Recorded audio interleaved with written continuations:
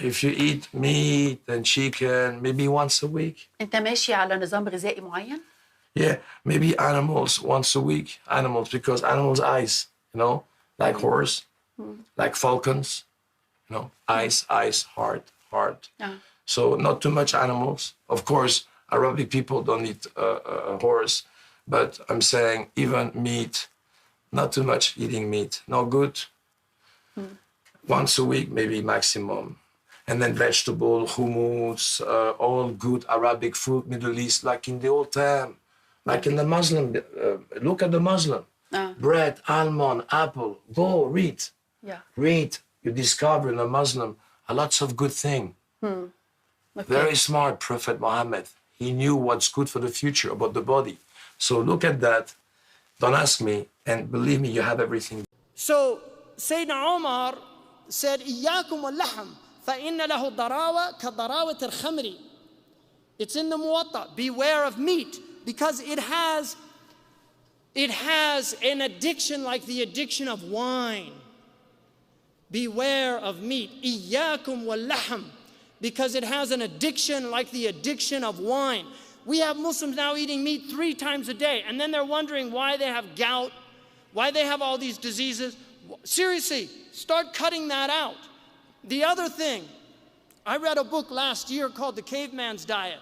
And in that book, he was arguing, he's not a Muslim. He said everybody should fast at least a month out of the year where they diminish their, this is what he said in his book. He's from LA. Everybody should fast a month out of the year and fast a couple of days in the month. Because he said our bodies are designed to be food deprived. They're designed that way, to be food deprived. If you want to see an amazing documentary, look at Sick, Fat, and Nearly Dead.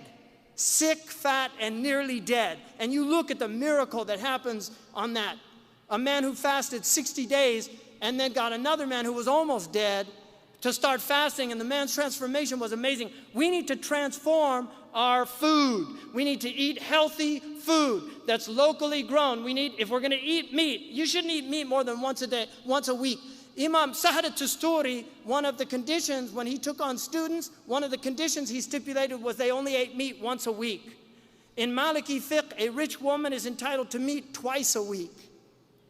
Muslims were semi-vegetarians. The Prophet ﷺ was a semi-vegetarian. He did not eat a lot of meat. This is a fact. You can read it in the seerah.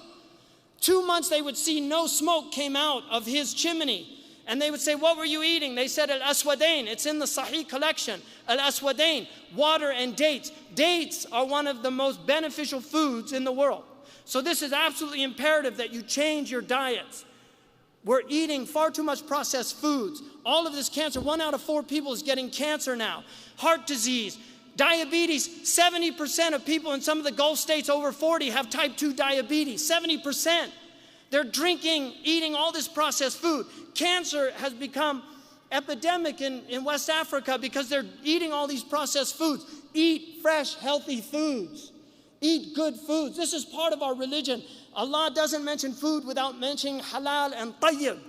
Make your food a source of nutrition. Don't eat empty food. Don't eat too much food. Really, eat twice a day. Sahal was asked, he said, what do you say about a man who eats once a day? He said, akul al-anbiya, that's the way the prophets eat. He said, what about twice a day? He said, akul al-salihin. He said, that's the way the righteous eat. And then he said, what about 3 times a day? He said, build for them a trough.